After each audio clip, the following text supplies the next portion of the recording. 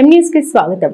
కపిలేశ్వరపురం మండలం పరిధిలో వాడవడల శ్రీ సీతారాముల వారి కళ్యాణ మహోత్సవం కన్నుల పండుగగా నిర్వహించారు.